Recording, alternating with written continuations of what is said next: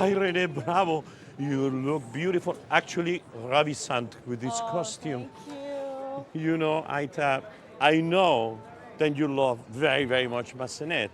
Oh, I love Massenet. And I adore Massenet. actually, you know, you have said, and it feels, I quote you, like Ah. it could have been written for you.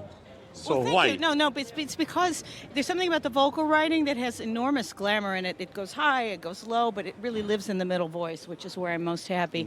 But it gives me all the possibilities for sustained pianissimi, for leggero singing, and the role has so much color in it.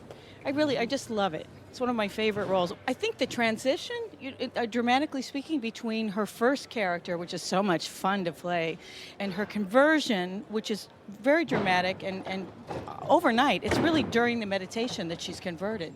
So one has to really, the audience has to imagine what's going through her mind at that time. There is not only a vocal challenge, but of course the character here takes a big emotional journey as well. Yes, suddenly her singing loses that kind of throbbing passion and becomes much more pure in a sense and beautiful.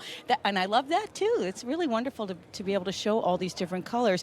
And it's a very risky role. Every single scene has vocal risk, and you know what I'm talking about. Well, I know exactly. It's when you don't have time to breathe. Once you are there, everything is a danger moment. Yeah, you just think, well, I really hope this works. You also say that there is a very modern part. Why? The next aria I'm about to sing is Thaïs asking Venus for her to sustain her beauty, because she realizes that her worth in society, her entire value is about beauty, and it's something we all today equally struggle with. Absolutely. That's modern. That's a very modern, timeless problem. Youth fades. I will let you go because I know that you have to go and change it to another. Yes, another beautiful costume, right? Thank you, Thank you, Renée. Placido. Thank you. That's wonderful.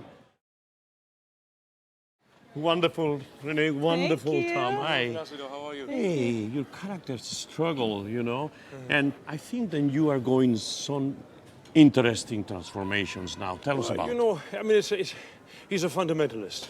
Yeah. He's made all the decisions in his life to shut everything about life off. She's a hedonist.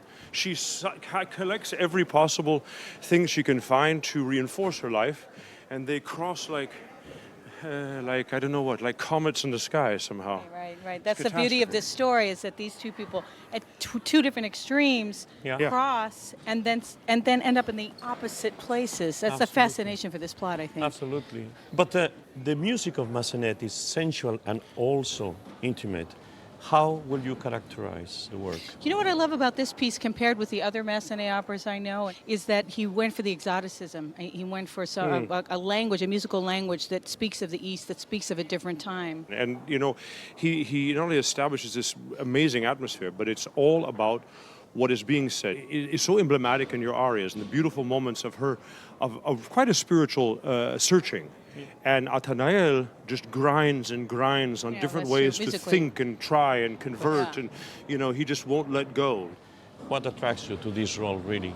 Well, you know what, Placido, the roles that I love are guys with serious dilemmas, people that seem normal and that are actually completely messed up, or people that have, like this guy that supposedly has the word of God in his hand and the belief of God in his heart, and yet denies everything that God ever told us to love. So I like complex, very unpleasant people. I love it. I love her also in her first scene, where she looks like she's having an absolutely wonderful time, and this is the hedonist side, and then she goes into the privacy of her own space and says, I hate, my life is empty.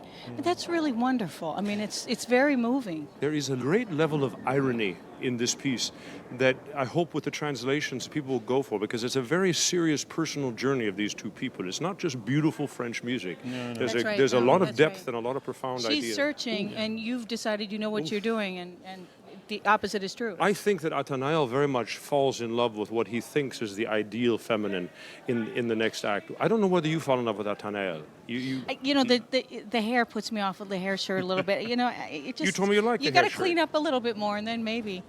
Okay. Thank you.